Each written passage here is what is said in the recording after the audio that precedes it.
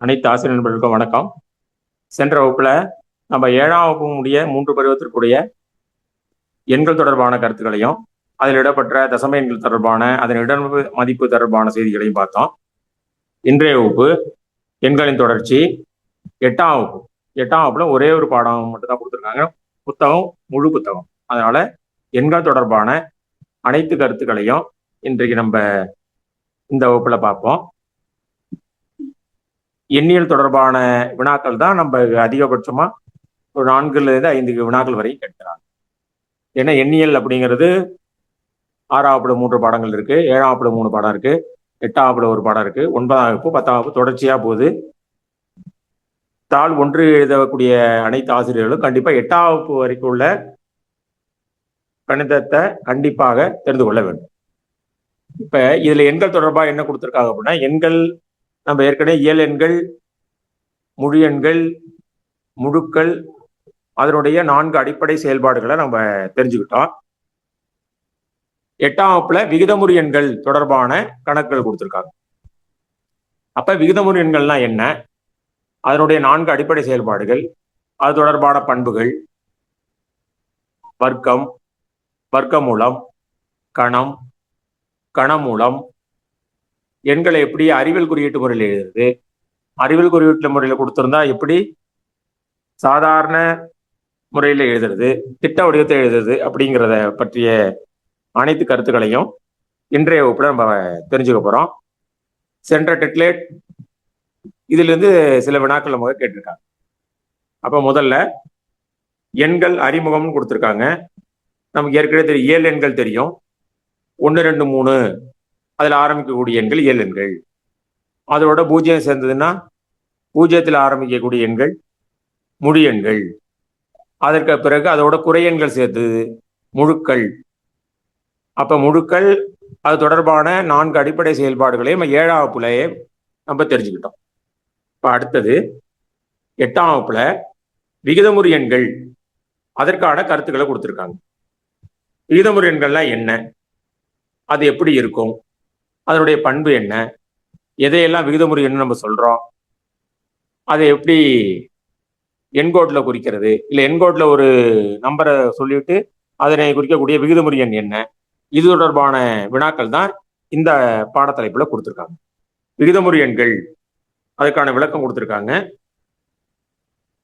மேல விகிதமுறு எண், ஒரு விகிதமுறு எண்ணானது a/b என்ற பின்ன வடிவ எண்ணாகும். இங்கு a மற்றும் b ஆகியன முழுக்களாகும். மேலும் b is not equal to 0. bங்கிறது 0வா இருக்க கூடாது. ஏன்னா எந்த நம்பரை 0வால வகுத்தாலும் அது வகுக்க முடியாது, 0வால் வகுக்குதுன்னு கிடையாதுன்னு நம்ம படிச்சிருக்கோம். அதே மாதிரி பெரிய கிளாஸில் படிச்சிருப்போம், இன்ஃபினிட்டி அப்படிங்கிற ஒரு கருத்து நம்ம சொல்லுவோம். அப்போ எனிதிங் பை 0, அப்போ இன்ஃபினிட்டின்னு படிச்சிருப்போம். அப்போ பி என்பது 0வாக இருக்கக்கூடாது.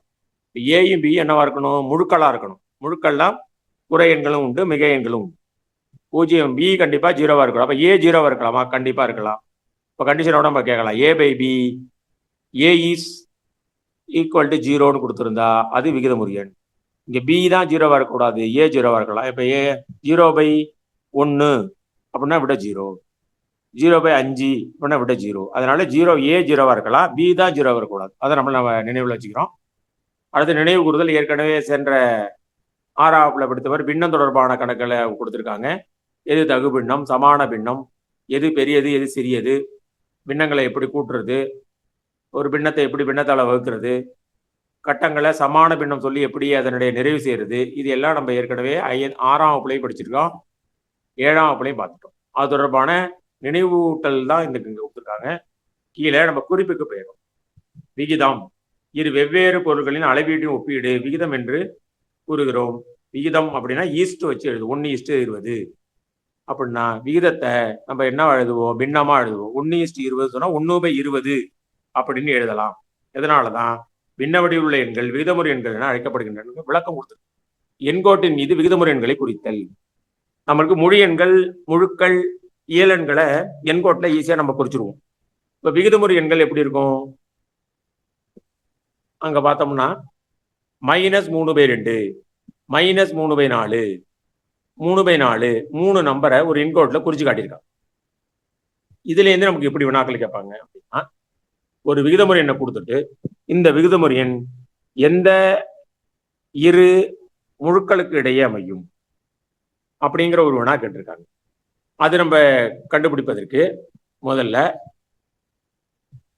விகிதமுறை எண் எந்த வடிவத்தில் கொடுத்துருக்காங்க, தகுபின்ன வடிவத்தில் இருக்கா, தகாபின்ன வடிவத்தில் இருக்கா அப்படிங்கிற மாதிரி நம்ம முதல்ல பார்த்தோம். முதல்ல -3/2க்கு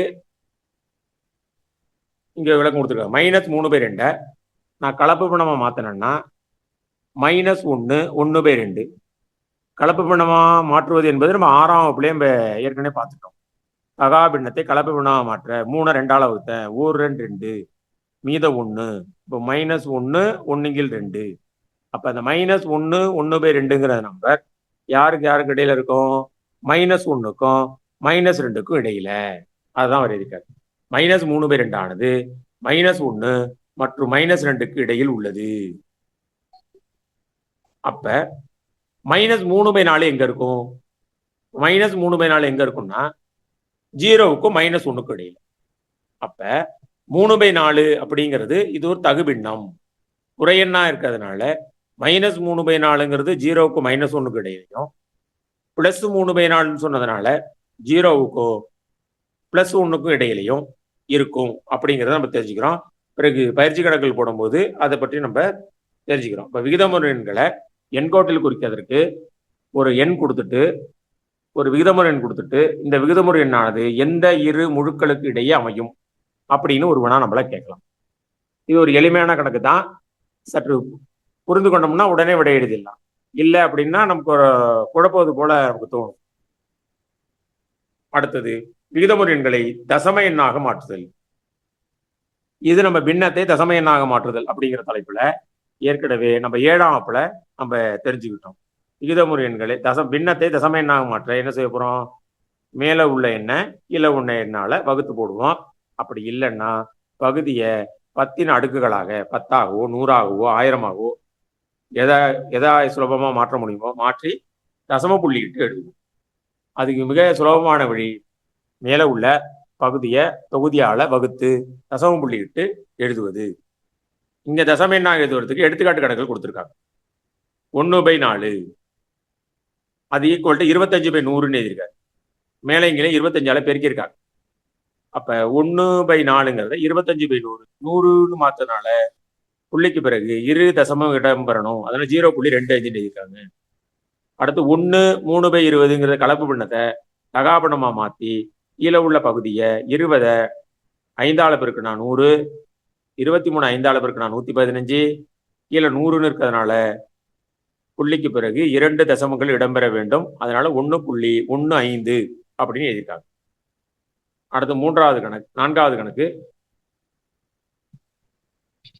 -5 4/5 அதையும் கலப்பு பண்ண தகாபின்னமா மாத்திரம். -29/5 கீழே 5 நான் 10ஆ மாத்திரம். மேலைங்களே 2ஆல பெருக்கியிருக்காங்க. -58/10 கீழே 10 இருக்கிறதுனால விடையில புள்ளிக்கு பிறகு ஒரு தசமம் இடம்பெற வேண்டும். அதனால -5.8. நான்காவது கணக்கு 3. அப்ப இதுல 3ன்னா 3/1 தான். அப்ப இது தசம எண்ணா 3.0 நம்ம நேரடியாக விடை 1/3. இப்ப 0.1 3ஆல வகுத்து பார்த்தாங்க, அது கண்டிப்பா முடியாது. அப்ப 0.3333 தொடர்ந்து முடிவுறா தசம எண்ணாக இருக்கிறது. இங்க குறிப்பு தாங்க நம்ம முக்கியம். இந்த குறிப்புல உள்ளது எதுன்னா, இந்த 8ஆம் வகுப்பை தாண்டி அடுத்தடுத்த வகுப்புடைய எண்களுக்கு இங்கேயே அவர் என்ன பண்ணிடுவாரு, சில கருத்துக்களை கொடுத்துருவாங்க. இதை தான் நம்ம என்ன பண்றோம், 8ஆம் வகுப்பு வரையும் வினாக்கள் கேட்காம 9ஆம் 10ஆவது கேட்டிருக்காங்களே அப்படிங்கிற மாதிரி நமக்கு ஒரு தோணும். அதனால நம்ம திரும்ப திரும்ப எழுத வேண்டியது, மேற்காணும் எடுத்துக்காட்டிலிருந்து ஒரு விகிதமுறை எண்ணை எவ்வாறு தசம வடிவில் எழுதலாம் என்பதை காட்டுகின்றன. இதன் எதிர்மறை செயல்முறையான தசம வடிவத்திலிருந்து பின்ன வடிவத்திலையும் மாற்றும் குறித்து உயர் வகுப்புகளில் பார்க்கலாம். அப்ப தசம எண்ண விகிதமுறை எண்ண தசம எண்ணா மாத்திருக்கோம், தசம எண்ண விகிதமுறை எண்ணா மாத்திருக்கோம். நம்ம ஏற்கனவே தசம எண்ண பின்ன எண்ண முறை பார்த்திருப்போம் 7ஆம் வகுப்புல. அதே போலத்தான் இங்க பை அப்படிங்கிறது நம்ம ஏற்கனவே வடிவியல் கணக்குகள் கூடும்போது அளவைகளில் பை பட்டம் படிப்போம், பட்டத்தின் பரப்பளவு பையார் ஸ்கொயரில் பை அப்படிங்கிறதுக்கு நம்ம மதிப்பு போடுவோம். பின்னமாக பயன்படுத்தும் போது 22/7ன்னும், தசமாக பயன்படுத்த 3.14ன்னு பயன்படுத்துவோம். ஆனால் அந்த 3.14ங்கிறது தோராய மதிப்பு தான். அதை அந்த பையோட மதிப்பு 3.14, 15, 9, 2, 6, 5, 3, 5 தொடர்ச்சியாக மாறி மாறி போயிட்டே இருக்கு. அது மாதிரி √2, அந்த √2ஓட மதிப்பு நம்ம சாதாரணமாக சொல்லும்போது 1.414ஓட நிப்பாட்டிப்போம். அது தோராய மதிப்பு தான். √3 1.732ன்னு பயன்படுத்துவோம். அதுவும் தோராய மதிப்பு தான். ஆனால் அது சரியான விட 1.41, 42, 1, 3, 5, 6, 2, 3 தொடர்ச்சியாக மாறி மாறி மீண்டும் ஒரே மாதிரி வராம வேற வேற மாதிரி போயிட்டே இருக்கு. இந்த எண்களுக்கு தான் விகிதமுறா எண்கள்னு பேரு. இங்கேயே அந்த விகிதமுறு எண் அல்ல, இதை பற்றி உயர் வகுப்புகளில் நாம் படிக்கலாம்ட்டார். அப்ப அந்த நம்பருக்கு பேரு விகிதமுறா எண்கள். இந்த விகிதமுறா எண்கிற தலைப்பை நம்ம 8ஆம் வகுப்புலையே அவர் அறிமுகப்படுத்துறதுனால நம்ம கண்டிப்பா 9ஆவது அதை பற்றி தெரிஞ்சுக்கணும். அதுல இருந்து வினாக்கள் கேட்டாலும் நம்ம விடை எழுத தயாரா இருக்கணும். ஏன்னா இதனுடைய தொடர்ச்சி தான் விகிதமுறா எண். அப்ப கண்டிப்பா அந்த கருத்துக்களை நம்ம தெரிந்து கொள்ளணும். அதுல இருந்து வினாக்கள் கேட்டாலும் நம்ம விடை எழுத தயாரா இருக்கும். இப்ப கீழே இவற்றை அந்த மேல உள்ள எடுத்துக்காட்டு கணக்குல கொஞ்சம் போக்கஸ் பண்ணுங்களா? 1, 2, 3 மீண்டும் ஒரு முறை சொல்லவா? இந்த விகிதமுறை எண்களை தசம எண்களாக மாற்றுவதற்கு 1/4ன்னு கொடுத்துருக்காங்க. இப்ப நம்ம சாதாரண 1 4ஆல வகுத்தாலே 0.25ன்னு போட்டுருவோம். இதை சுலபமா நம்ம போடுறதுக்காக 4ங்கிற இந்த கீழே உள்ள பகுதியை 10ன் அடுக்குகளாக 4 10ஆ மாற்ற முடியாது. அப்ப 4 நான் 100ஆ மாத்தலாம். அப்ப இதால பெருக்கலாம், 25ஆல பெருக்கலாம். இப்ப 4 கீழே 25ஆல பெருக்குனா மேலையும் 25ஆல பெருக்கிருக்கோம். அப்ப 4 × 25 கீழே 100, மேல 1 × 25 100. அப்ப 25/100 கீழே 100 இருக்கிறதுனால கண்டிப்பா விடையில தசமத்துல புள்ளிக்கு பிறகு 2 நம்பர் இடம்பெற வேண்டும். நம்மள்ட்ட 2 நம்பர் தான் இருக்கு, அதனால 0.25 போட்டிருக்கோம். அதே போலதான் 1 3/20, இது கலப்பு பின்னம். இதை முதல்ல நான் தகா பின்னமா மாற்றணும். கலப்பு பின்னத்தை தகா பின்னமா மாற்றுவது 6ஆம் வகுப்புல நம்ம ஏற்கனவே சொல்லிட்டோம். முழு எண்ணையும் பகுதியையும் பெருக்கி தொகுதியை கூட்டணும். 1 20 பெருக்கின 20, அதோட 3 கூட்டினா 23, 23/20. கீழே உள்ள 20 நான் 100ஆ மாத்துறேன். அப்ப கீழே 5ஆல பெருக்கணும், மேலையும் 5ஆல பெருக்கணும். 20 5ஆல பெருக்கணும் 100, 23 5ஆல பெருக்கணும் 115. கீழே 100 இருக்கிறதுனால விடையில புள்ளிக்கு பிறகு தசம பகுதி 2 நம்பர் இருக்கணும். அப்ப 1க்கும் நடுவில் புள்ளி வச்சுட்டேன், 1.15. 4வது கணக்கு அதே போலதான் மைனஸ் கொடுத்துருக்காங்க. -5 4/5, 5 5 பெருக்கினா 25, 25 4 கூட்டினா 29, 29/5. கீழே 5 10ஆ மாத்தலாம். அப்ப 2ஆல பெருக்கின மேலையும் 2ஆல பெருக்கின 2 10, 29 2ஆல பெருக்கினா 58. கீழே 10 இருக்கிறதுனால கண்டிப்பா தசம பகுதி ஒரு நம்பர் இருக்கணும். அதனால 5க்கும் 8க்கும் நடுவில் புள்ளி வச்ச -5.8. 4வது கணக்கு 3. அவரா மொழி என்ன கொடுத்துட்டாரு, தசமன்னா மாத்திரத்துக்காக நமக்கு போட்டு காட்டியிருக்காங்க. 3ங்கிற நம்பர் 3/1. எல்லா எண்களும் விகிதமுறு எண்களே. இப்ப எல்லா நம்பருக்கும் பகுதி 1 இருக்கு. 3/1, 1 10ஆ மாத்திரேன், மேலைங்களையும் 10ஆல பெருக்கியிருக்கேன். 30, கீழே 10, கீழே 10 இருக்கிறதுனால தசமத்துல ஒரு நம்பர் இருக்கணும். இப்போ 3க்கும் 0க்கும் நடுவில் புள்ளி வச்சுட்டேன், 3.0. கடைசி நம்பர் 1/3. 1 3ங்கிற நம்பரை கண்டிப்பா 10ஆவோ 100ஆவோ 1000ஆவோ நான் பகுதியை மாற்ற முடியாது. அப்ப ஒரே வழி 1 3ஆல நேரடியா வகுத்தேன். வகுத்து பார்த்தா 0.3333 தொடர்ச்சியாக சென்று கொண்டே இருக்கிறது. இது தொடரும் முடிவுறா தசம எண். இது எல்லாமே விகிதமுறு எண்கள் அப்படிங்கிற தலைப்புல வந்திருக்கு. ஏன்னா தொடர்ச்சியா 3 3ஆ வந்துகிட்டு இருக்கு.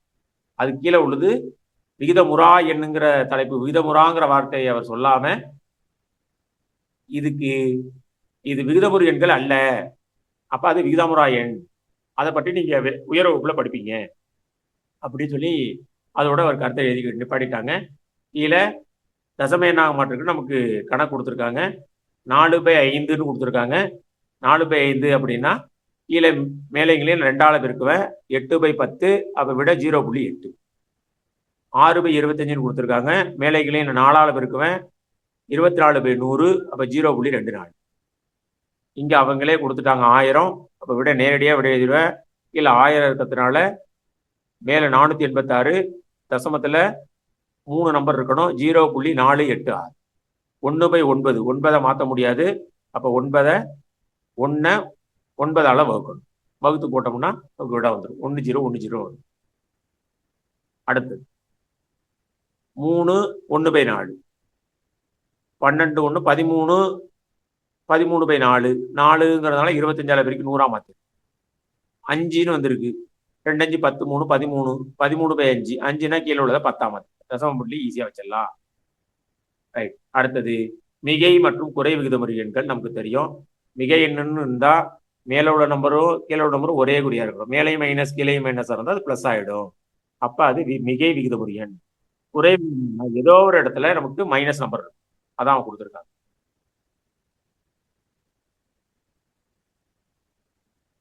மிகை விகிதமுறை எண், குறை விகிதமுறை எண் ரெண்டுமே பிளஸா இருந்தாலோ ரெண்டுமே மைனஸா இருந்தாலோ மிகை விகிதமுறை எண்ணும். தொகுதியோ அல்லது பகுதியிலேயோ ஒரு குறை குறி இருந்தா அது குறை விகிதமுறை எண்கள்னு பேரு. அடுத்து குறிப்பு ஒன்று கொடுத்துருக்காங்க. இந்த குறிப்புகளை கண்டிப்பா நம்ம குறிப்பு எடுத்துக்கணும். அதுக்காக தான் குறிப்பே கொடுத்துருக்காங்க. இதை நீங்கள் ஃபோக்கஸ் பண்ணாலே கண்டிப்பாக அனைத்து வினாக்களுக்கும் நம்மளால விடை எழுதணும். குறிப்பு, எடுத்துக்காட்டு கணக்குகளை பாருங்க, குறிப்புகளை பாருங்க, எடுத்துக்காட்டு கணக்குல பாருங்க, உங்களுக்கு தெரியுமா பகுதியை பாருங்க. இதை மட்டும் பார்த்தாலே கண்டிப்பாக அனைத்து வினாக்களுக்கும் நம்மளால சுலபமாக விடை எழுத முடியும். அதனால கணக்கு மிகவும் சிரமமா இருக்கு அப்படின்னு பார்க்கணும் இல்லை. நீங்க செய்யற அந்த கணக்குகளை சற்று உள்வாங்கி நம்ம என்ன பண்ணிக்கிறோம், கேட்டுக்கிறோம். இல்லை எனக்கு தெரியல அப்படின்னா இதில் நம்ம கூச்சப்படுறதுக்கு வேலை இல்லை. தெரிஞ்சவங்கள்ட்ட கேட்டு கண்டிப்பாக நம்ம என்ன பண்ண போகிறோம், தெளிவு பெற போகிறோம். நமது பள்ளி ஆசிரியர்கள்ட்ட இந்த இடத்துல ஒரு சிறிய சந்தேகம் இருக்குது சார் அப்படின்னு கேட்டால் கண்டிப்பாக மற்ற ஆசிரியர்கள் கண்டிப்பாக நமக்கு உதவுறதுக்கு தயாராக இருக்காங்க. அதனால இதில் கூச்சப்படுறதுக்கே வேலை இல்லை. அவங்க கணக்கில் சற்று சந்தேகமாக இருந்தால் அவர்கிட்ட கேட்டுக்க போகிறோம். நம்ம சப்ஜெக்டில் சந்தேகமாக இருந்தால் அவங்க நம்மள்கிட்ட கேட்டு. அதனால சற்று தெரியலை அப்படின்னா தெரியாதுன்னு விட்டுட்டு போக வேண்டாம். நீங்கள் என்ன பண்ணலாம், கண்டிப்பாக சக ஆசிரியர்களுங்க. அப்படி இல்லைன்னா குரூப்பில் கிளாஸ் முடிஞ்ச பிறகு நம்ம மெசேஜ் மூலமாகவோ பிறகு நம்ம கேட்டு அதுக்கான விளக்கத்தை நம்ம கண்டிப்பாக நீங்கள் தெரிஞ்சுக்கணும். மேலே 0ஆனது மிகையும் அல்லாத குறையும் அல்லாத ஒரு விகிதமுறை எண். 0ஆனது மிகை எண்ணும் அல்ல குறையும் எண்ணும் அல்ல அப்படிங்கிற நமக்கு தெரியும். -11/6னாலும் 11/-6னாலும் -11/6 அப்படிங்கிறது எல்லாமே ஒன்று தான். குறைங்கிறத நம்ம கண்டிப்பாக திட்ட வடிவத்தை எழுதும் போது கீழே கண்டிப்பாக பகுதியில் குறை வைக்க மாட்டோம், மிகையில் வச்சுக்க போகிறோம். மேலே உள்ள தொகுதியில் தான் அந்த குறைக்குரிய மேலே வச்சுக்க போகிறோம். அடுத்தது விகிதமுறை எண்களில் திட்ட வடிவம்னு ஒரு வார்த்தை இருக்கு. வார்த்தை நம்ம வச்சு திட்ட வடிவம்னு சொன்னால் அதை மேலும் அதை சுருக்க முடியாத எண்களாக மாற்றுவது. கீழே ஒன்று கொடுத்துருக்க விகிதமுறை எண்களின் பகுதியையும் தொகுதியையும் மீண்டும் எக்காரணத்தை கொண்டும் சுருக்க முடியாத எண்கள். விகிதமுறை எண்களில் பகுதி எண்கள் மிகை எண்ணாக உள்ளன. தொகுதி மற்றும் பகுதி எண் ஒரே பொதுவான காரணி 1 மட்டுமே உள்ளது. தொகுதியில் மட்டுமே குறியான உள்ளது. அப்ப நம்ம திட்ட வடிவத்தில் இருக்கணும்னா குறி கண்டிப்பா மேல தொகுதியில தான் இருக்கணும். மேலும் அதை என்ன பொதுவான காரணி 1, அதுக்கு மேல எதையும் சுருக்க முடியாது. 4/5 கொடுக்கறதுக்கு பதிலாக 8/10 கொடுத்துருந்தா அது திட்ட வடிவத்தில் இல்லை. ஏன்னா 8ஐயும் 10ஐயும் 2ஆல சுருக்கி 4/5 நம்ம எழுதலாம். இதாங்க காரணம். திட்ட வடிவம்னு சொன்னா மேலும் அதை சுருக்க முடியாம இருக்கணும். குறி கண்டிப்பா மேல தொகுதியில இருக்கணும். அதை நாம வச்சு இதுதான் திட்ட வடிவம். அந்த விகிதமுறை எண்களின் தொகுப்பை கியூங்கிற எழுத்தால குறிக்கிறாங்க. அதை நாம வச்சுக்கிறேன். கியூவுக்கு விகிதம், அதனால ஏற்கனவே விகிதத்தில் எழுதுறதுனாலதான் அந்த விகிதமுறை எண்ணு சொன்னோம். அதனால பேர் வச்சுட்டாங்க, கோஷன்ங்கிற எழுத்த கியூன்னு வச்சிருக்காரு. அதன் பிறகு எடுத்துக்காட்டு கணக்கு கொடுத்துருக்காங்க. திட்ட வடிவில் எழுதுக. 48/-84. கண்டிப்பா குறை குறி கீழே இருக்கக்கூடாது. அது அப்படியே குறை குறிய மேல எடுத்துட்டாங்க. அதனால இவர் -2ஆலே வகுத்துட்டார். 2ஆல சுருக்கியிருக்காங்க, அப்புறம் 3ஆல சுருக்கியிருக்காங்க. விட -4/7 அப்படிங்கிற விட வந்திருக்கு. இல்லை எனக்கு பார்த்த உடனே தெரியுது ரெண்டுமே 12ஆம் அமைப்பாள இருக்கு, என்னால நேரடியாக சுருக்க முடியும் அப்படின்னா 4/48, 7/84, -4/7 நம்ம நேரடியாக விடையிடும். -18 -42 மைனஸ் மைனஸ் பிளஸ் ஆயிட்டு. அப்ப அதை என்ன பண்ணிக்கிறோம்? 18 42 எந்த வாய்ப்பாட்டில் இருக்கு? 6ஆம் வாய்ப்பாட்டில் இருக்கு. 3 6 18 7 6 42 3/7ன்னு விடை எழுதிட்டாங்க. ரைட். அடுத்தது சமான விகிதமுறு எண். நம்ம சமான பின்னம் சொன்ன மாதிரியே மேல உள்ள தொகுதியையும் பகுதியையும் ஒரே நம்பரால பெருக்க கிடைப்பது சமான எண்கள், சமான பின்னம். அதே போல இங்க சமான விகிதமுறு எண்ணா ஒரு விகிதமுறு எண்ண பின்னத்தை தான் நம்ம விகிதமுறு எண்ணு இன்னும் லைட்டா மாற்றி சொல்றோம். பின்னத்துல மைனஸ் நம்பர் இருக்க வச்சிருக்க மாட்டோம், ரெண்டுமே இயல் எண்ணா வச்சிருப்போம். இங்க முழுக்கள் அப்படிங்கிற தலைப்புல வந்ததுனால மேல உள்ள நம்பரும் கீழே உள்ள நம்பரும் ஒரு முழுக்களா இருக்கும். அதனால இது விகிதமுறு எண். தொகுதியையும் பகுதியையும் ஒரே எண்ணால பெருக்க கிடைப்பது அது சமான விகிதமுறு எண். இது நமக்கு தெரியும். அதை திட்ட வடிவம் எழுதி தெரியுங்க. அடுத்தது பின்வரும் விகிதமுறு எண்களை ஒரு எண்கோட்டில் குறிக்கவும் கொடுத்துருக்காங்க. இந்த -2/3 அது முதல்ல யாருக்கு யாருக்கு இடையில இருக்கும்? -2/3 மைனஸ் கொடுத்துருக்காங்க, குறையன். 2/3ங்கிறது பின்னமா பார்த்தோம்னா தகுபின்னம் போல இருக்கு. அதனால கண்டிப்பா இது குறை பக்கத்துல 0க்கும் -1க்கும் இடையில இருக்கும் அப்படிங்கிறத நம்ம நினைவில் வச்சுக்கணும். அடுத்தது -8/-5 ரெண்டுமே குறையா இருக்கிறதுனால இது மிக எண். 8/5 தகா பின்னம் போல இருக்கு. இதை நான் கலப்பு பின்னமா மாத்தினா 1 3/5. 1 3/5ன்னா இந்த விகிதமுறு எண் யாருக்கு யாருக்கு இடையில இருக்கும்? 1க்கும் 2க்கும் இடையில இருக்கும்.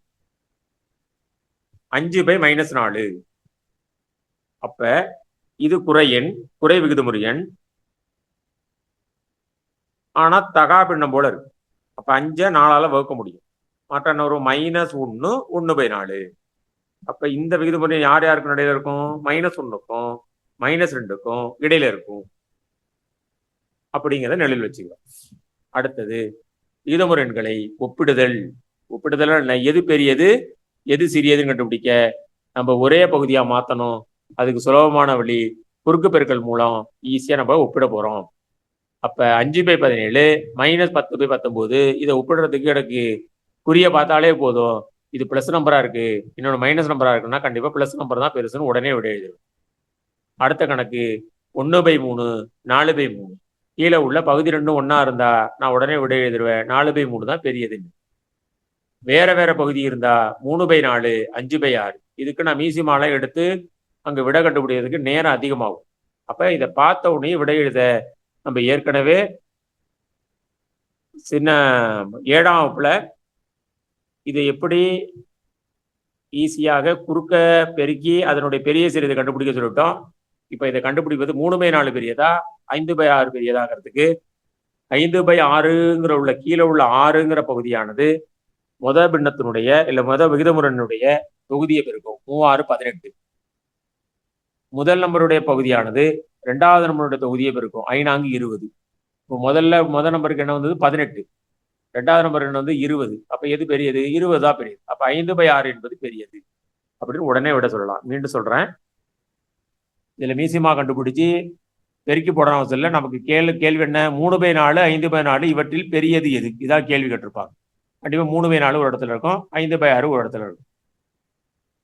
அப்ப இதுக்கு விட கண்டுபிடிக்க என்ன பண்ண போறோம்? மீசிமாலாம் கண்டுபிடிக்க அவசியம் இல்லை. முதல் விகிதமுறு என்னுடைய பகுதியானது 2வது விகிதமுறை தொகுதியை போய் பெருக்கும். அதுபோல 2வது விகிதமுறையுடைய தொகுதியானது முதல் விகிதமுறையோட பகுதியை போய் பெருக்கும். அப்ப இந்த கீழே உள்ள 4 2வது நம்பர் 5 போய் பெருக்குனது 5 4 20.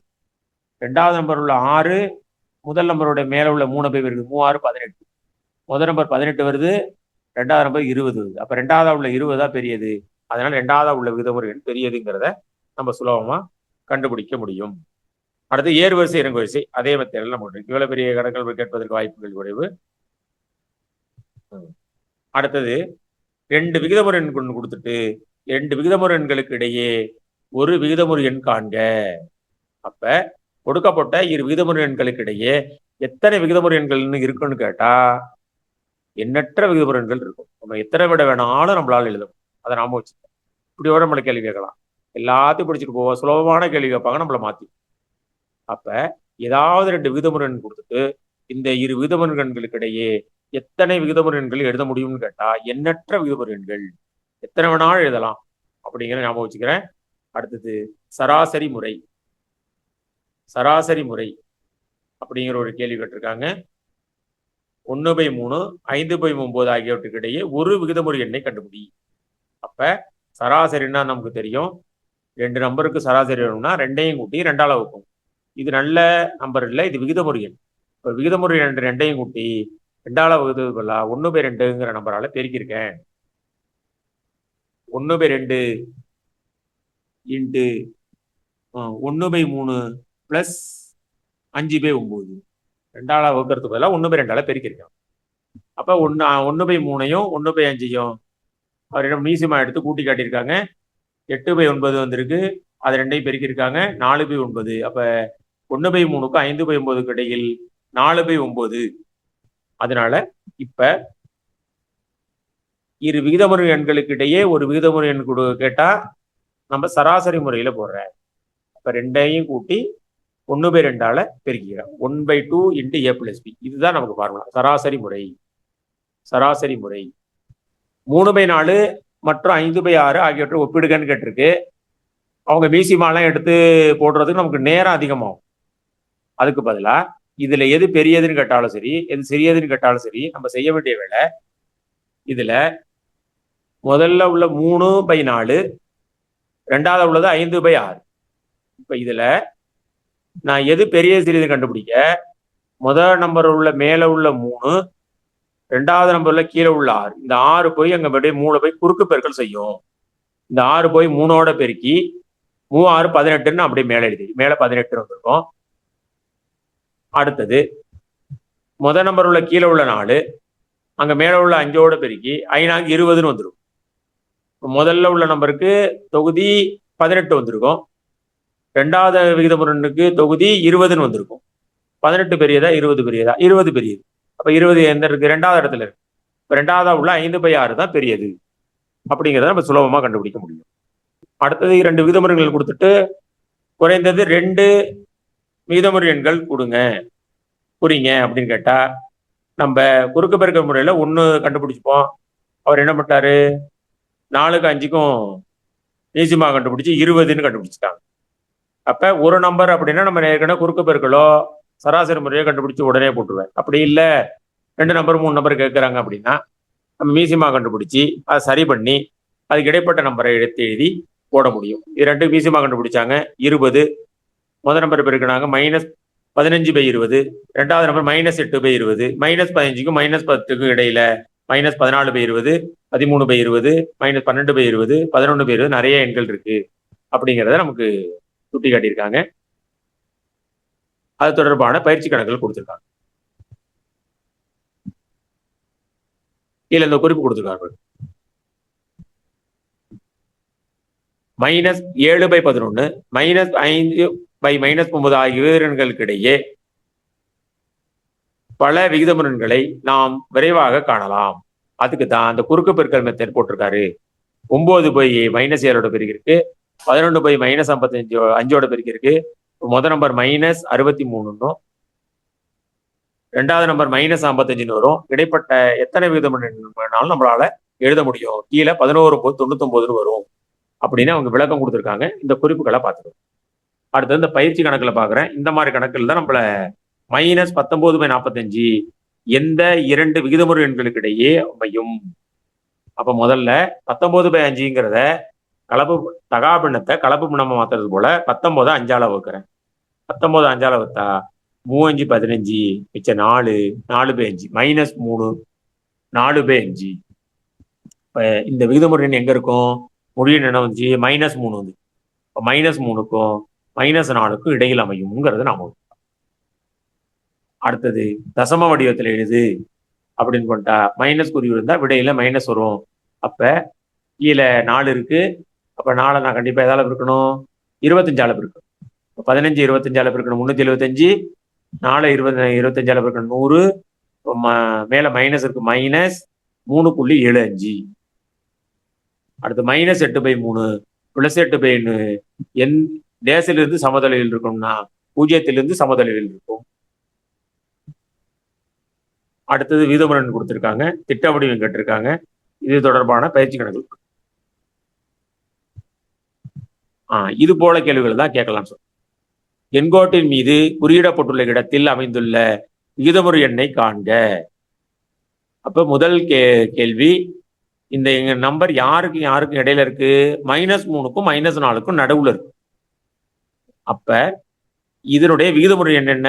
கண்டிப்பா கலப்பு பண்ண போல எழுதுறேன். -3 எத்தனை பகுதியா பிரிச்சிருக்காங்க? நடுவுல 2 கோடு இருக்கு. அப்ப அதை 3 பகுதியா பிரிச்சிருக்காங்க. அதை நான் வச்சுக்கிறேன். அந்த -3க்கும் -4க்கும் இடையில உள்ள பகுதியை 3ஆ பிரிச்சிருக்காங்க. அதனாலதான் அவர் 2 கோடு போட்டிருக்காரு. அதனால -3க்கு பிறகு உள்ள முதல் கோடு 3 பகுதியா பிரிச்சதுனால முதல் கோடு 1/3, ரெண்டாவது கோடு 2/3. ரெண்டாவது கோட்டுல தான் கேள்விக்குறி. எல்லாம் வச்சுக்க. -3லேருந்து நான் இடதுபுறம் தான் நான் வர்றேன். -3லேருந்து இடதுபுறம் நான் வர்றதுனால -3க்கு பிறகு 1வது கோடு 2வது.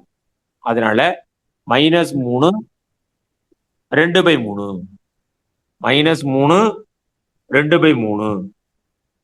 இப்ப கலப்பு நம்ம தகாபணம் மாத்தினா -11/3 அப்படிங்கிறது தான் இதுக்கான. மறுபடியும் 2வது கணக்கு பாருங்க. இது யாருக்கு நடுவில் இருக்கு? 0க்கும் -1க்கும் நடுவில் இருக்கு. அப்ப இது தகு பண்ண மாதிரியே வரும். அப்ப இது கலப்பு பண்ண மாதிரி வராது. அப்ப இதுல எத்தனை 0க்கும் -1க்கும் இடையில எத்தனை கோடு போட்டிருக்காங்கன்னு முதல்ல பாக்குறேன். 4 கோடு போட்டிருக்காங்க. அப்ப 4 கோடு போட்டா அவர் எத்தனை பகுதியா பிரிச்சிருக்காங்கன்னு 5 பகுதியா பிரிச்சிருக்காங்க. இப்ப பகுதியில 5ங்கிற நம்பர் வரும். எத்தனாவது கோட்டுல அம்புக்குறி போட்டிருக்காரு? கேள்விக்குறி கொடுத்திருக்கு.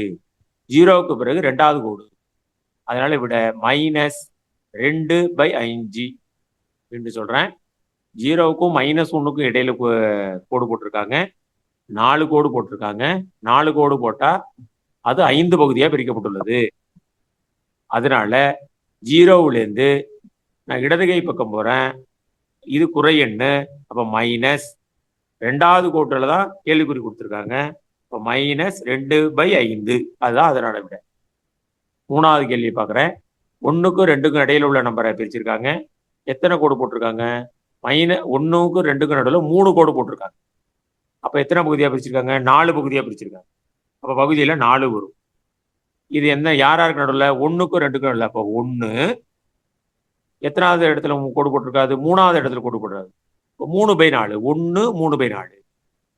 தகாபண்ணா மாத்தினா 7/4 என்பதுதான் அதுக்கானது. இதை நம்ம நாம வச்சுக்கிறேன். அதை தொடர்ந்து அதே போல கேள்விதான் அடுத்த கேள்வி கேட்டிருக்காங்க. எண்கோடு வரைந்து விகிதமுறைகளை குறிக்க சொல்லியிருக்காங்க. தசம எண் வடிவத்தில் எழுத சொல்லியிருக்காங்க. கொடுக்கப்பட்ட விகிதமுறைகளுக்கு இடையே ஏதாவது 5 விகிதமுறை கண்டுபிடிக்க சொல்லியிருக்காங்க. அது தொடர்ச்சியாக 1 மார்க் கேள்வி ஒரு பயிற்சி தான் நம்ம நடத்தி. அப்ப இன்னும் சற்று விரைவாகவே நம்ம அடுத்தடுத்த கருத்துக்களை பார்த்துருவோம். விகிதமுறு எண்களை அடிப்படை செயல்பாடுகள். அடிப்படை செயல்பாடுகள் அப்படின்னா கூட்டல், கழித்தல், பெருக்கல், வகுத்தல். இதுல நம்ம நேரத்தை அதிகம் செலவுபட வேண்டியதில்லை. ஏன்னா விண்ண கூட்டல், விண்ண கழித்தல், விண்ண பெருக்கல், விண்ண வகுத்தல் அதுக்கு என்ன செஞ்சோமோ அதே தான் செய்ய போறோம். இங்க என்ன இருக்க போகுது? மைனஸ் நம்பர் கலந்து கொடுத்துருப்பாங்க. அவ்வளவு 2 விகிதமுறைகளை கூட்ட சொல்லுவாங்க. அங்க நம்ம 2 பின்னத்தை கூட்டணும். அங்க மைனஸ் நம்பர் இருக்காது. இங்க மைனஸ் நம்பர் இருக்கும். அவ்வளவுதான்.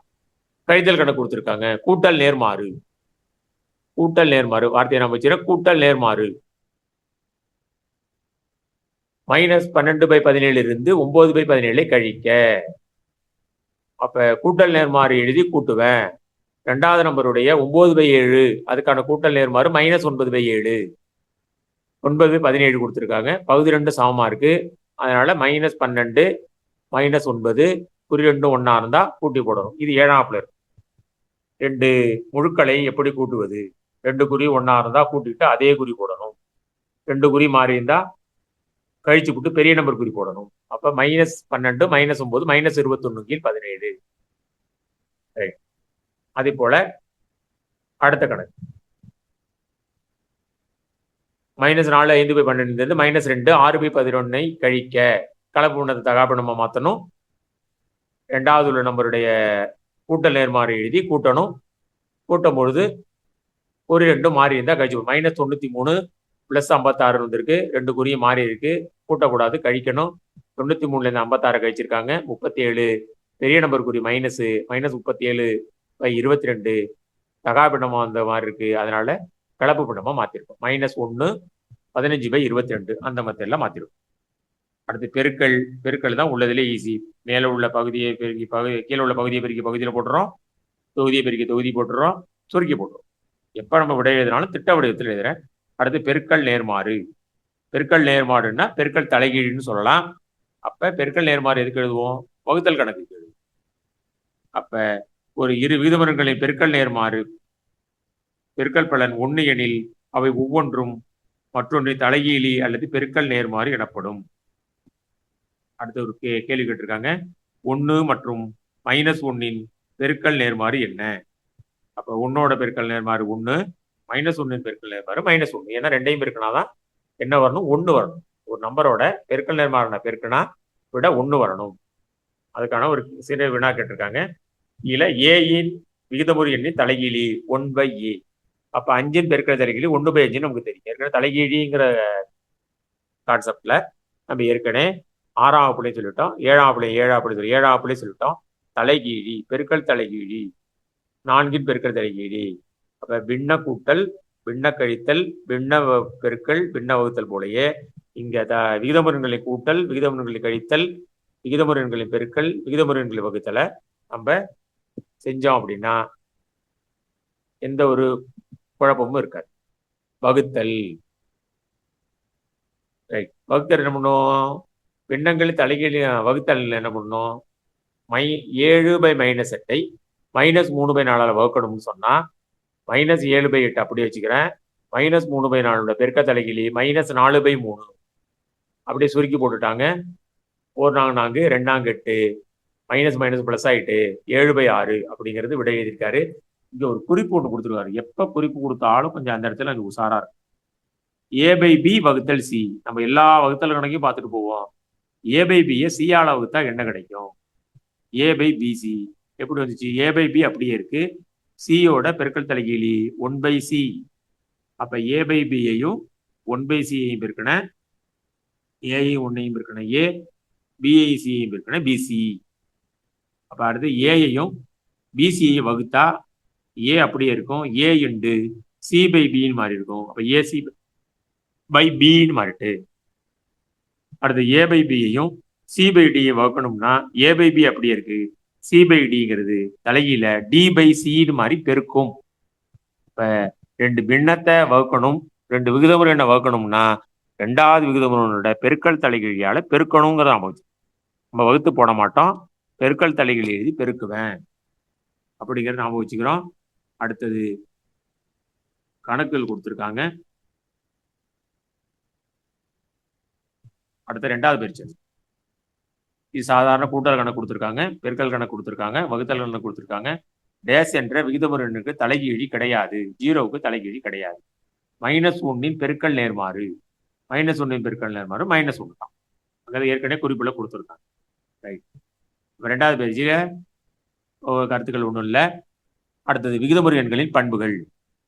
எப்பயுமே சொல்ற போல இந்த பண்புகள் சற்று குழப்பமா இருந்தாலும் கூட நம்ம என்ன பண்ணிக்கிறோம், சற்று நிதானமா கவனிச்சோம்னா சரியா போதும். முதல்ல உள்ளது அடைவு பண்புன்னு சொல்லிட்டோம். ஏற்கனவே அடைவு பண்பு சொல்லிட்டோம். 2 விகிதமுறை எண்களை கூட்டினா நமக்கு விகிதமுறை எண் தான் கிடைக்கும். 2 முழு எண்ணை கூட்டினா நமக்கு கிடைப்பது முழு எண் தான்.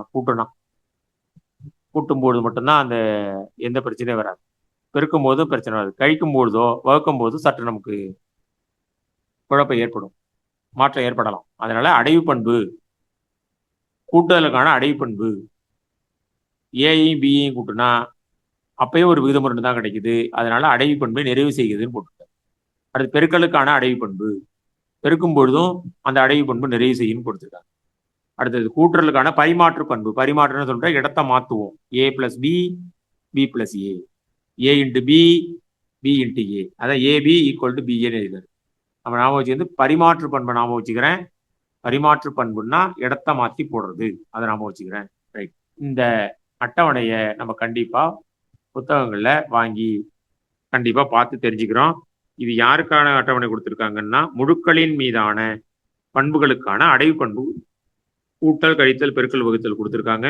அடைவு பண்பு, பரிமாற்று பண்பு, சேர்ப்பு பண்பு, சமணி பண்பு, நேர்மாறு பண்பு, பங்கீட்டு பண்பு எல்லாத்துக்கும் ஒரு அட்டவணை கொடுத்துருக்காங்க. அவங்களே முக்காவாசி என்ன பண்ணிட்டாங்க, நிறைவு பெறுமா நிறைவு பெறாதா அப்படிங்கிற விளக்கம் எடுத்துட்டாங்க. நம்பர் மட்டும் போட்டு நம்ம டெஸ்ட் பண்ணி பார்த்துங்கன்னு சொல்லிட்டாங்க. அப்ப இதுல ஏது ஒரு வினாக்கள் நம்பரை அடிக்கடி கேட்பாரு. முழுக்களில் எந்த செயலுக்கு பரிமாற்று பண்பு நிறைவு பெறாது? பரிமாற்று பண்புன்னா கழித்தலுக்கும் வகுத்தலுக்கும் நிறைவு செய்யாது.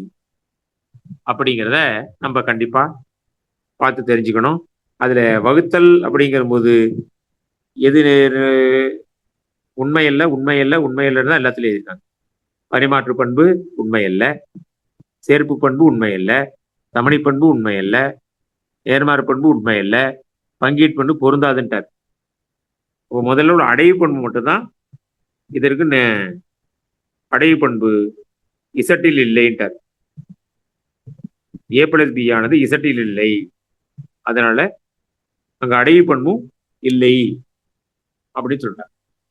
இசட்டு முழுக்களுக்கு இது தொடர்பா விகிதமுறன்களுக்கு பிறகு கொடுத்துருக்காங்க, அப்புறம் பார்த்துக்கிறோம். அடுத்து சேர்ப்பு பண்பு. சேர்ப்பு பண்புனா ஏற்கனவே நம்ம சொல்லியிருக்கோம், 3 உறுப்புகள் இருக்கும், ஈக்குவல் டு கான்ஸ்டன்ட் 3 உறுப்புகள் இருக்கும், பிராக்கெட்டை இடம் மாத்திருப்பாங்க. ஏ பிளஸ் பி பிளஸ் சின்னு இருக்கு, அந்த பக்கம் ஏ பிளஸ் பி பிளஸ் சின்னு இருக்கு. பெருக்கள் அதே தான், ஏ இன்ட்டு பிசி, இங்க ஏபி இன்ட்டு சி. அப்ப பிராக்கெட் மாதிரி இருந்தா அது சேர்ப்பு பண்பு. இந்த பண்புலேருந்து ஏதாவது ஒரு கணக்கு நம்ம குழப்பத்துக்காக கேட்கணும்.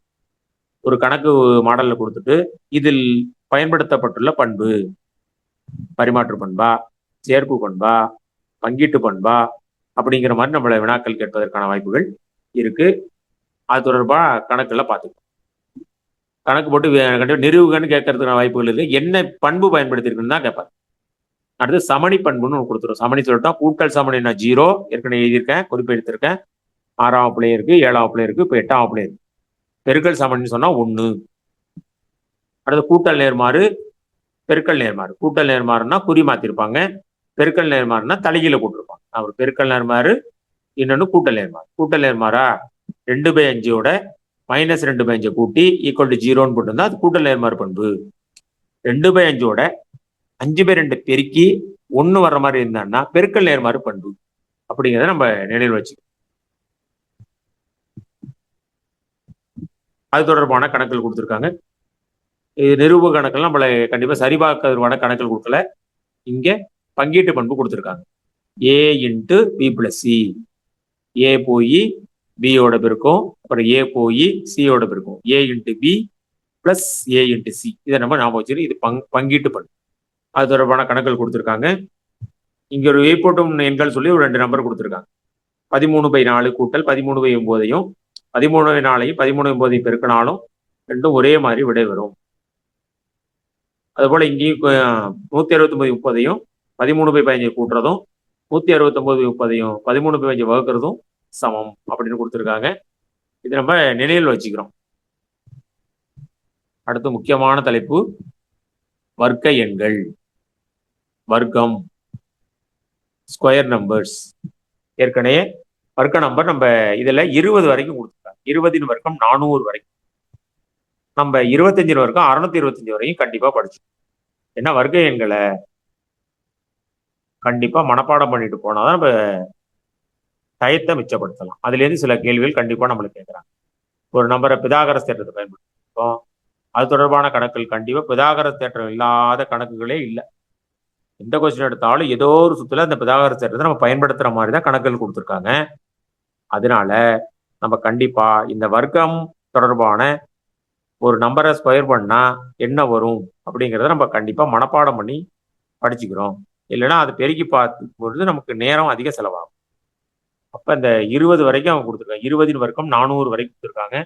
அது தொடர்பான பண்புகள் கீழே கொடுத்துருக்காங்க. அந்த பண்புகளை பார்க்குறேன். வர்க்க எண்கள் 0, 1, 4, 5, 6, 9 ஆகிய ஏதேனும் ஒரு எண்ணில் மட்டும் முடியும். இதுல இருந்து அவர் என்ன கேட்பாரு, ஏதாவது ஒரு நம்பர் கொடுத்துட்டு கீழ்கண்டவற்றில் எது வர்க்க எண் அல்லன்னு கொடுப்பாங்க. கண்டிப்பா இந்த 400க்குள்ளேயோ 625க்குள்ள உள்ள நம்பர் கண்டிப்பா கொடுக்க போறது இல்லை. 4 இலக்க எண்ணா தான் கொடுப்பாங்க. அப்போ ஒவ்வொரு எண்ணையும் கண்டிப்பா வர்க்க மூலம் கண்டுபிடிச்சு நான் விடை கண்டுபிடிச்சு நான் விடை எழுத போறேன் அப்படின்னா நமக்கு நேரம் விரயமாகும். நமக்கு வர்க்க மூலம் கண்டுபிடிக்க தெரியணும், சரியா விடை வரணும். ஒரு விடை வரலனால ஒன்று டக்குன்னு டிக் அடிச்சு இதான் வர்க்க எண் அல்லன்னு. அதுக்கு எளிதாக கண்டுபிடிக்கிறதுக்கான கீழே குறிப்புகள் கொடுத்துருக்காங்க. வர்க்க எண்ணா இருந்தா கண்டிப்பா அதோட கடைசி இலக்கம் 0, 1, 4, 5, 6, 9 ஏதாவது ஒரு நிலை தான் முடியும். அப்ப கண்டிப்பா எதிர முடிஞ்சிருக்காது, 2, 3, 7, 8ல முடியாதுன்னு சொல்லும். அடுத்தது ஒரு எண்ணானது 1 அல்லது 9 முடிந்தால் அதன் வர்க்கமானது 1ல் முடியும். 2 அல்லது 8ல் முடிந்தால் வர்க்கமானது 4ல் முடியும். இது தொடர்பாக குறிப்புகள் கொடுத்துருக்காங்க. இந்த குறிப்புகளை படிப்பதன் மூலம் நம்ம உடனே என்ன பண்ணிடலாம், கடைசி 2, 3, 7, 8ல் முடியும் எண்கள் முழு வர்க்க எண்கள் அல்ல அப்படின்னு கொடுத்துட்டாரு. இதை நம்ம நல்லா நிலையில் வச்சுக்கிறோம். அது தொடர்பான கணக்குகள் இவற்றை முயற்சியாக கொடுத்து ஆகிய எண்கள் எவை எவை முழு வர்க்க எண்ணாகவும் கொடுத்துருக்காங்க. குறிப்பு முன்பு பார்க்க வர்க்க அட்டவணை நீட்டிப்பு செய்து முயல்கள் கொடுத்துருக்காங்க. வர்க்க எண்ணின் மேலும் சில சிறப்புகள் கொடுத்துருக்காங்க. 1ஐ தவிர்த்த ஓர் எண்ணின் வர்க்கமானது 3ன் மடங்காகவோ அல்லது 3ன் மடங்கிற்கு 1 கூடுதலாகவோ இருக்கும். அப்ப இந்த குறிப்புகளை கண்டிப்பா நம்ம படிச்சுக்கிறோம். 1ஐ தவிர்த்த ஒரு எண் வர்க்கமானது 4ன் மடங்காகவோ அல்லது 4ன் மடங்கிற்கு 1 கூடுதலாகவோ இருக்கும். 3ஆல் வகுக்கப்படுகிற மீதியானது 0ஆகவோ அல்லது 1ஆகவோ இருக்கும், 2ஆக இருக்காது. இது ஒரு வர்க்க எண்ணா இருக்கணும்னா அதனுடைய பண்புகள் தொடர்பாக கொடுத்துருக்காங்க. இதை கண்டிப்பா நம்ம படித்து தெரிந்துக்கணும். ஏன்னா 4 நம்பர் கொடுப்பாங்க. அதுல ஏதாவது ஒரு நம்பர் வர்க்க எண் அல்ல. இந்த குறிப்புகளை ஏதாவது ஒன்று அதுக்கு ஒத்துவும். அப்ப கண்டிப்பா சுலபமாக கண்டுபிடிக்கிறதுக்கு கடைசி நம்பரை வந்து பார்க்குறேன். கண்டிப்பா என்ன இருக்காது, 2, 3, 7, 8 இருக்கக்கூடாதுன்றார். முக்கியமானது. ஏற்கனவே நம்ம சென்ற வகுப்புல 6வது படிக்கும்போது செவ்விய எண் சொல்லிட்டோம். செவ்விய எண்கள் 6, 28, 496, 8128 போன்றவை வர்க்க எண்கள் அல்ல. இதுக்கு வேற என்ன பேரு, செவ்விய எண். செவ்விய எண்ணா என்ன, 6ஓட காரணிய எல்லாத்தையும் கூட்டுனா 6ஐ தவிர்த்து இது எல்லாத்தையும் கூட்டுனா 6ஏ வரும். 28ஓட காரணிய கூட்டணும்னா 28ஐ தவிர்த்து மித்த எல்லாத்தையும் கூட்டினா 28ஏ வரும். அது போல 4 நம்பர் மனப்பாடம் பண்ணி 6, 28, 496, 8120 இதுக்கு செவ்விய எண்ணு. அடுத்தது கீழே ஒரு குறிப்பு கொடுத்துருக்கு. ஒரு முழுக்க வர்க்க எண்ணானது 0 முடியும் எனில் அது எப்போதும் இரட்டைப்படை எண்ணிக்கையிலான பூஜ்ஜியங்களை மட்டுமே முடிய வேண்டும். 10ன்னா 100ன்னு 2 நம்பர் சைபர் இருக்கலாம், இல்லைன்னா 4 சைபர் இருக்கலாம். இதை நாம வச்சு 3 சைபர் இருந்தா அது முழு வர்க்கம் என்ன அல்லன்னு எழுதிடல. 1000, 8000, 6000 நம்மளோட குழப்பம். அப்ப அதுல 3 சைபர் இருக்கு, கண்டிப்பா அது முழு வர்க்கம் அல்லன்னு எழுதிடல. அதுக்கு பிறகு குறிப்புகள் கொடுத்துருக்காங்க. அடுத்து வர்க்க மூலம், மிக முக்கியமான தலைப்பு. வர்க்கத்தினுடைய அப்படியே ஆப்போசிட்டா செய்ய போறோம். அப்படியே மறுதலை மாதிரி வர்க்க மூலம் ஏற்கனவே 100 வரைக்கும் இங்க எழுதி காட்டியிருக்காங்க. 1ன் வர்க்க மூலம் 1, 4ன் வர்க்க மூலம் 2, 9ன் வர்க்க மூலம் 3, 16 வர்க்க மூல குறி போட்டிருக்காங்க. 25 square root of 25 5, square root of 100க்கு 10 வரையும் போட்டிருக்காங்க. நம்ம 400 வரைக்கும் மனப்பாடம் ஏற்கனவே பண்ணிட்டோம். 625 வரையும் கண்டிப்பா வர்க்க மூலம் படிச்சு வச்சுக்கோங்க. 625 வர்க்க மூலம் 25. அடுத்தது பகா காரணி முறையில் வர்க்க மூலப்படுத்துதல். பகா காரணிப்படுத்துதல் நம்ம 6ஆம் வகுப்புல சொல்லிட்டோம். என்ன சொல்ல போதுன்னா, டானாவத்தல் முறையில ஒரு நம்பரை பகா காரணிப்படுத்தல் இங்க ஏற்கனவே ஒரு நம்பருக்கு 324க்கு போட்டு காட்டிருக்கு. 324 2ஆல் வகுத்தாங்க 162, அதை 2ஆல் வகுத்தாங்க 81, 3ஆல் வகுத்தாங்க 27, அதை 3ஆல் வகுத்தாங்க 9, அதை 3ஆல் வகுத்தாங்க 3, 3ஆல் வகுத்தாங்க 1. அப்ப இதை பகா காரணியா பெருக்கல் பலனா எழுதும்போது 2 × 2 பெருக்கல் 2 3 பெருக்கல் 3 பெருக்கல் 3 பெருக்கல் 3. அப்ப வர்க்கமூலம் கண்டுபிடிக்கணும் அப்படின்னா எல்லாத்தையும் ஸ்கொயர் வச்சு எழுதுறேன். 2 ஸ்கொயர் 3 ஸ்கொயர் 3 ஸ்கொயர். அப்ப 2 × 3 × 3 ஹோல் ஸ்கொயர் எழுதியிருக்கேன். அப்ப அதுக்கு வர்க்கமூல குறியீடு போட்டா வர்க்கமூல குறியும் வர்க்கமும் போயிட்டு 2 × 3 × 3 விட 18 எழுதியிருக்காங்க. அப்ப இது பகா காரணிப்படுத்தல் முறையில அதுக்கான விட கண்டுபிடிச்சிருக்காங்க. நம்ம கொஞ்சம் கடினப்படுத்தணும் அப்படின்னா அடுத்த கணக்கு போலதான் கேட்பாங்க. 250 எந்த மிகச்சிறிய எண்ணால் பெருக்கவோ அல்லது வகுக்கவோ அது முழு வர்க்க எண் ஆகும் கேட்டிருக்காங்க. அதுக்கும் நான் என்ன பண்றேன், பகா காரணிப்படுத்துறேன். பகா காரணிப்படுத்தினா அதுக்கு விட 5 × 5 × 5 × 2. அப்ப 5 ஸ்கொயர்னு இருக்கு, இன்னொரு 5க்கும் ஜோடி இல்லை, இன்னொரு 5க்கும் ஜோடி இல்லை. அப்ப பெருக்கணும்னு சொன்னா இன்னொரு 5 சேர்க்கணும், இன்னொன்னு 2 சேர்க்கணும். அப்ப 2 10, 10ஆல பெருக்கனா மாறும், இல்லைன்னா அந்த 5ஐயும் விட்டுறணும் 2ஐயும் விட்டுறணும். அப்ப 10ஆல வகுத்தா மாறும். அதுக்கான விட இது 10ஆல பெருக்கினாலும் கிடைக்கும், 2500 கிடைக்கும், 10ஆல வகுத்தா 25 கிடைக்கும். அப்படிங்கிற விட நமக்கு போட்டு காட்டியிருக்காங்க. அடுத்த நீள் வகுத்தல் முறையில வர்க்கமூலம் காணுதல். இதுக்கான விட நம்மள ஒரு பெரிய கணக்கு கொடுத்து வர்க்கமூலம் என்னன்னு கேட்பதற்கான வாய்ப்புகள் குறைவு. அதுல இருந்து வேற எப்படி வினாக்கள் கேட்கலாம்னா இலக்கங்கள் கொடுத்துருக்காங்க, அட்டவணை கொடுத்துருக்காங்க. ஒரு முழு வர்க்க எண்ணின் வர்க்கமூலத்தில் உள்ள இலக்கங்களின் எண்ணிக்கையை காணுதல். 169 கொடுத்துருக்காங்க. குறிகளின் எண்ணிக்கை 2, வர்க்கமூலத்தில் உள்ள இலக்கங்களின் எண்ணிக்கை 2 கொடுத்துருக்காங்க. அப்ப நம்ம ஒரு நம்பருக்கு வர்க்கமூலம் கண்டுபிடிக்கணும்னு சொன்னா முதல்ல செய்ய வேண்டிய வேலை அதுல எத்தனை இலக்கங்கள் இருக்குன்னு பாக்குறேன். அதுல 1 10 100 1000 பின்னாடி உள்ள இலக்கத்திலிருந்து 2 நம்பரா நம்ம ஜோடி கட்டுறோம். ஜோடி பிரித்தல் பேர். முதல்ல ஜோடி பிரிக்கணும். அப்ப 169ல எத்தனை ஜோடி இருக்கு? 69ங்கிறது ஒரு ஜோடி, 1ங்கிறது தனியா இருக்கு. மொத்தம் 2 செட்டு கிடைச்சிது. அதனால விடையில 2 நம்பர் இருக்கும்.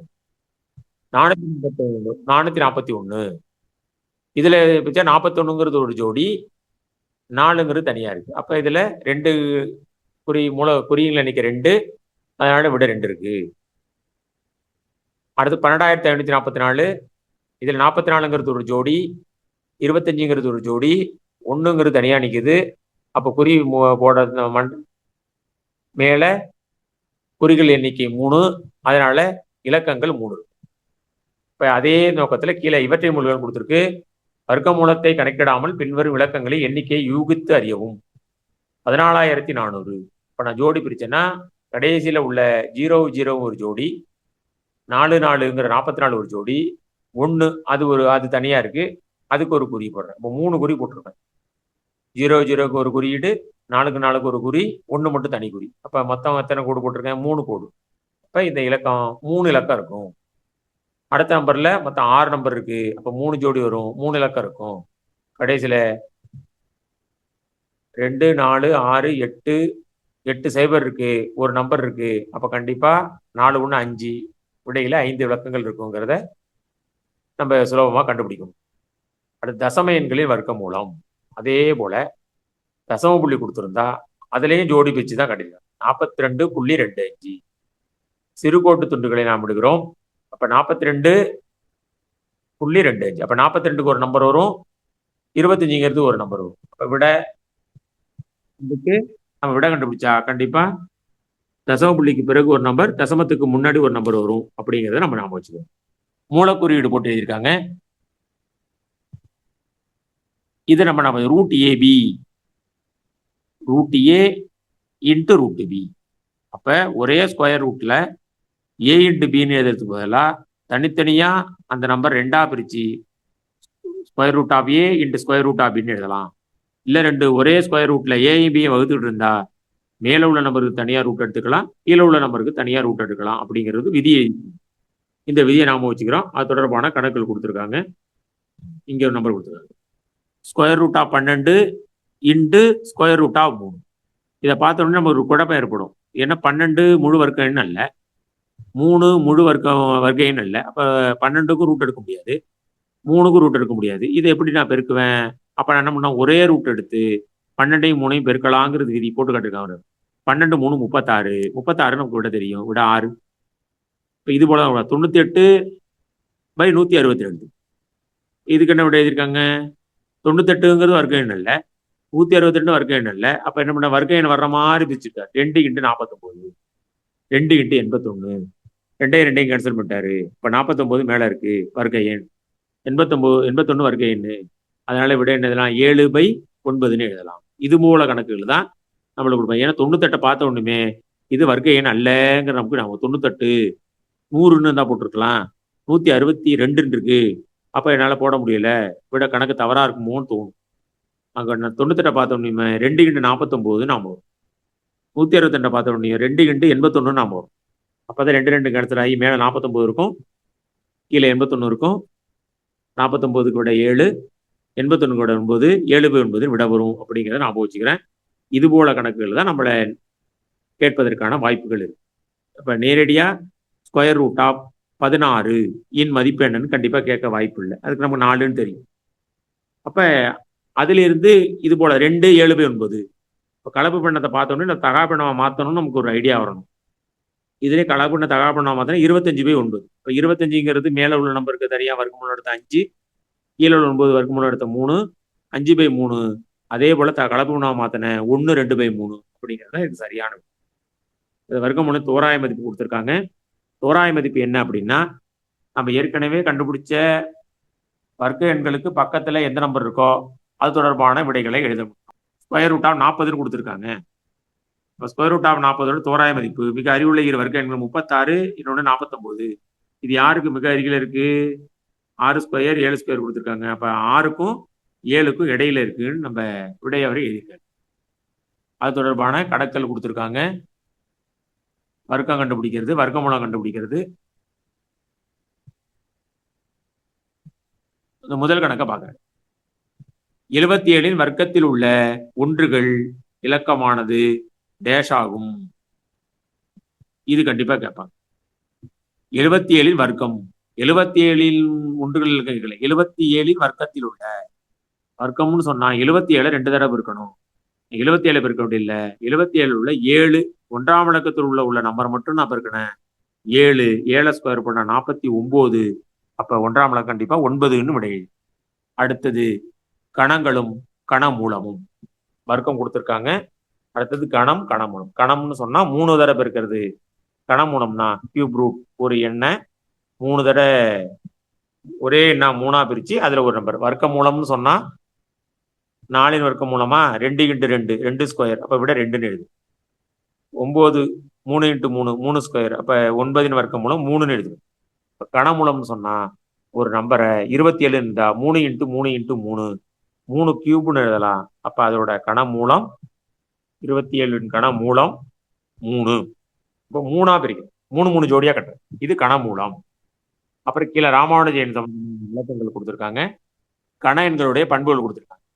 இந்த அட்டவணையை கண்டிப்பா நம்ம படிச்சு தெரிஞ்சுக்க போறோம். ஏற்கனவே வர்க்க எண்களுக்கு என்ன குறிப்புகள் கொடுத்துருக்காங்களோ அது போல இங்க ஒற்றை எண்ணா இருந்தா என்ன வரும், இரட்டை எண்ணா இருந்தா என்ன வரும், மிகை எண்ணா இருந்தா கணமூலம் என்னவா இருக்கும், கண எண் என்னவா இருக்கும், அது ஒரு மிகை எண்ணா இருந்தா என்ன இருக்கும், குறை எண்ணா இருந்தா என்ன இருக்கும், எது இதில் முடியும் அப்படிங்கிற விளக்கங்கள் கொடுத்துருக்காங்க.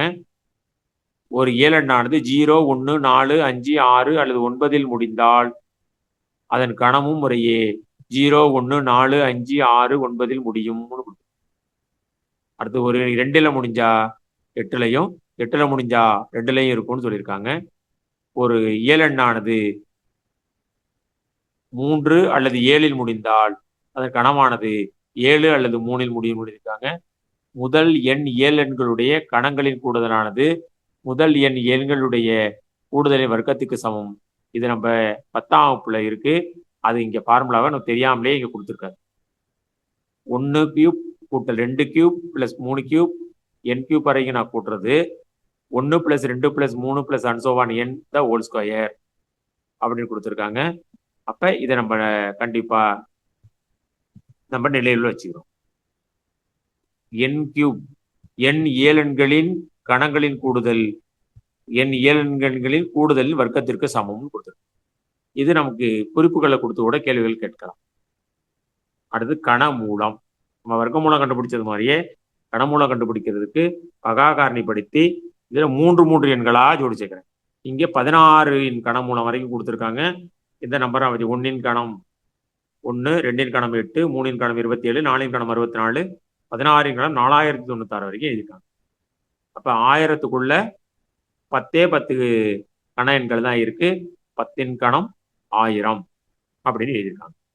இந்த அட்டவணைகளை நம்ம இப்போ நோட்ல எழுதி நம்ம கண்டிப்பா என்ன பண்ணணும், அப்பப்ப நினைவுல எழுதிக்கிறேன். ஏன்னா இது நம்பரை பார்த்தோன்னே கீழ்கண்டது எது முழு கண எண் அல்லன்னு கேட்டிருப்பாங்க. அப்ப இந்த ஒவ்வொரு நம்பருக்கும் நான் டானாவத்தில் போட்டு டயத்தை கண்டிப்பா வீணடிக்க முடியாது. அதனால நான் என்ன பண்ணணும், இந்த கணக்குகளை இந்த நம்பரை நான் நினைவில் வச்சுக்கணும். இப்போ கணமூலம் கண்டுபிடிப்பதற்கான கணக்கு கொடுத்துருக்காங்க. கீழே 8000 9261 பை 8000. அப்ப 9221 அவரு பகாகாரணிப்படுத்திருக்காரு. பகாகாரணிப்படுத்தா நேரடியாக அவர் 21 பெருக்கல் 21 பெருக்கல் 21 எழுதிட்டாங்க. 27,000 பெருக்கி கட்டியிருக்காரு. 2 × 2 × 2, 3 × 3 × 3, 5 × 5 × 5.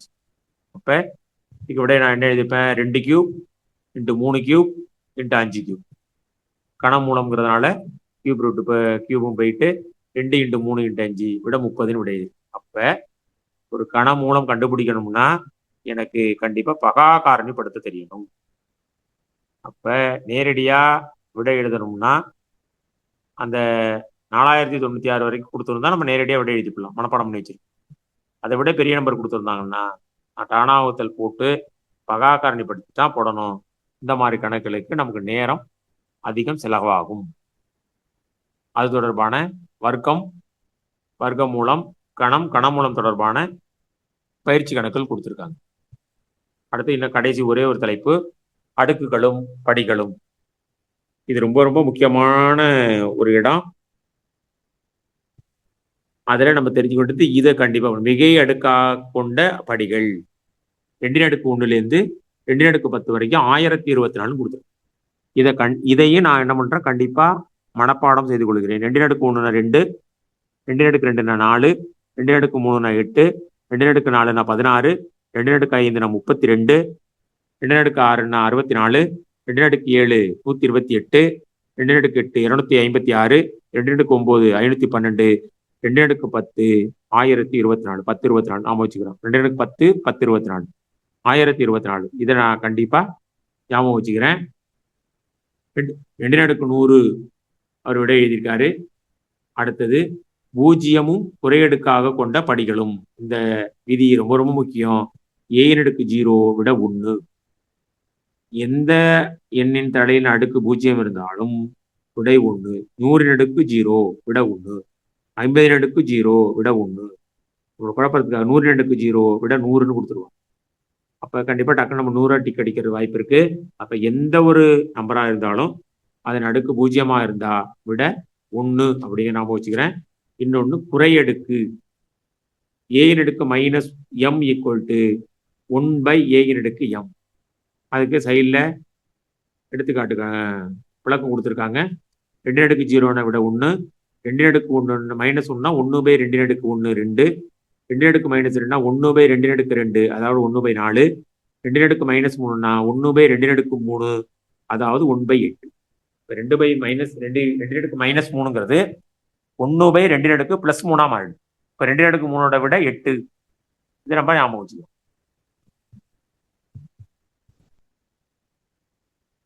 அடுக்குகளின் விதிகள் இது 7ஆம் வகுப்புலேயே இருக்கு. பெருக்கல் விதி, வகுத்தல் விதி. அடிமான 2 சமமா இருக்கும் பொழுது அடுக்குகளை கூட்டணும். இது கண்டிப்பா இது தொடர்பான கணக்குகள் நம்மளை கேட்பதற்கான வாய்ப்புகள் மிக மிக அதிகம். அதுபோல அடிமான 2 சமமா இருக்கும் பொழுது வகுத்துக்கிட்டு இருந்தா அடுக்க கழிக்கணும். a^m by a^n = a^m-n. அடுத்து படி விதின்னு ஒன்று கொடுத்துருக்காங்க. a^m whole power n, a^m × n. அப்ப சார் இந்த விதியெல்லாம் நாங்கள் எழுதாம இருக்குமே, வேகமா போயிட்டே இருக்கீங்களா, கவலையே பட வேண்டாம். இதுக்கான பாடச்சுருக்கத்துல விதிகள் எல்லாம் அப்படியே தொகுத்து அவங்களே கொடுத்துருக்காங்க. அந்த ஒரு பக்கத்தை மட்டும் நீங்க புத்தகம் இருந்தது அப்படின்னா பார்த்து எழுதிக்கலாம். அப்படி இல்லைன்னா நாங்க பிறகு இந்த கண்டனம் உங்களுக்கு அனுப்புவோம். அப்ப நீங்க இதுல இருந்து பார்த்து எழுதி கொள்ளலாம். அப்படி இல்லைன்னா நடத்தும் போது நீங்க அந்த கடைசி பக்கத்தை நீங்க அப்படியே ஸ்கிரீன்ஷாட் எடுத்து ஒன்றும் பிரச்சனை இல்லை. அப்ப இந்த விதிகளை கண்டிப்பா ஞாபகம் வச்சுக்கிறேன். கணக்கு எந்த விதியை பயன்படுத்துற போல இருக்குங்கிறத நம்ம என்ன பண்ணணும், கண்டிப்பா அதை அடையாளம் காணணும். அடையாளம் கண்டுபிடிச்சிட்டாலே நம்ம பாதி கணக்கு சரியா போட்டுக்கணும். அதன் பிறகு விட கண்டிப்பா மிகச்சரியா எழுத முடியும். அப்ப எண்ணியல் தொடர்பான கணக்கல் போடுவதற்கு இந்த விதி கண்டிப்பா முக்கியம். முதல்ல பெருக்கல் விதி, அடுத்து வகுத்தல் விதி, அடுத்து படி விதி, அடுக்கு 0 இருந்தா விட 1, அடுக்கு குறையா இருந்தா 1/ன்னு விட வரும். 1/a எம்னு வந்துடும். 2 - 5ன்னு இருந்தா விட 1/2 அப்படிங்கிறத நாம 2/5ன்னு விட 1/32ன்னு விட வரும். அதுக்கப்புறம் கீழே படி 2ம் அடுக்கு 2 சமமா இருக்கு, அடிமானம் 2 வேற வேற இருந்தா a/m பெருக்கல் b/mன்னா கீழே உள்ள அடிமானத்தை 2ஐயும் பெருக்கி அடுக்க ஒரே அடுக்கா எழுதிக்கலாம். ab/m எழுதலாம். அதே போல வகுத்தல் a/m/b/m இருந்ததுன்னா a/b/m எழுதலாம். பூஜ்ஜிய அடுக்கு விதி நம்ம அதுக்கு ஏற்கனவே சொல்லிவிட்டோம். அடுத்தது முக்கியமானது திட்ட குறியீடும் அறிவியல் குறியீடும். இதிலிருந்து சென்ற 2020 கடைசி 8லேருந்து ஒரு வினா கேட்டிருக்காங்க. அறிவியல் குறியீட்டை கொடுத்துட்டு திட்ட வடிவத்தில் எழுதுன்னு கேட்டிருக்காங்க. அப்ப திட்ட குறியீடு அறிவியல் குறியீடு எப்படி இருக்கு? அறிவியல் குறியீடு சொன்னா அந்த நம்பர் இங்க கொடுத்திருக்காங்க பாருங்க, 195 திட்ட வடிவில் உள்ளது. ஒரு நம்பரை அறிவியல் குறியீட்டு முறையில் எழுத S×10A என்ற வடிவத்தை பின்பற்ற வேண்டும். S×10A. அப்ப எஸ்ங்கிறது என்ன? எஸ் என்பது 1க்கும் 10க்கும் இடையே உள்ள ஓர் எண். அப்ப விடை எழுதும் பொழுது 1.4, 1.432, 1.732, 8.536. அப்ப எழுதுற நம்பர் 1க்கும் 10க்கும் இடையில் உள்ள நம்பரா இருக்கணும். அது 10ஆக இருக்கக்கூடாது. ஏ ஆனது ஒரு மிகை அல்லது குறை முழுவன் ஆகும். இதை படிக்கிறதுக்கு தெரியுது சார், உனக்கு புரியலையே அப்படின்னா இந்த எடுத்துக்காட்டு கணக்குல பார்த்தா நமக்கு சற்று கண்டிப்பாக விளங்கும். திட்ட வடிவம் கொடுத்துருக்காங்க, அதுக்கான அறிவியல் குறியீடு கொடுத்துருக்காங்க 0.00123. இதனுடைய அறிவியல் குறியீடு முறை என்ன? அறிவியல் குறியீடு முறை என்ன இருக்க போகுது? இந்த இதுல நம்பர் யார் இருக்கா? 1, 2, 3. இப்போ 1க்கு பிறகு புள்ளி வைக்கிறோம். 1.23 பெருக்கல் 10 அந்த தசம புள்ளியானது 0, 0, 1, 2, 3. அந்த தசம புள்ளியானது அப்படியே எத்தனை இலக்கங்கள் வலதுபுறம் நவுந்திருக்குன்னு பார்க்கணும். ஏற்கனவே உள்ள புள்ளி தசம புள்ளி வலதுகை பக்கம் 3 இடம் நவுந்திருக்கு. அப்ப விடையில 1.23 பெருக்கல் 10 -3ன்னு போடுறேன். அடுத்த கணக்கு பார்க்குறேன். அதே 1.23 புள்ளி எத்தனை இலக்கம் வந்திருக்கு? 2 இலக்கம் வலதுபுறம் வந்திருக்கு, அதனால -2ன்னு போடுறேன். அடுத்த கணக்கு 0.123 இருக்கு, புள்ளி வலதுகை பக்கம் வந்திருக்கு, ஒரு இலக்கம் வந்திருக்கு, 1.23 × 10 -1ன்னு போடுறேன். 1.23 கொடுத்துருக்காங்க. இப்போ விடை என்ன எழுதுறது? 1.23 எழுதணும், இன்ட்டு 10 0ன்னு எழுதணும். ஏன்னா புள்ளி எங்கேயும் நவரல. அடுத்தது 12.3 இருக்கு. இப்ப புள்ளி எங்க வைக்க போறேன்? 1க்கும் 2க்கும் நடுவில் வைக்க போறேன்.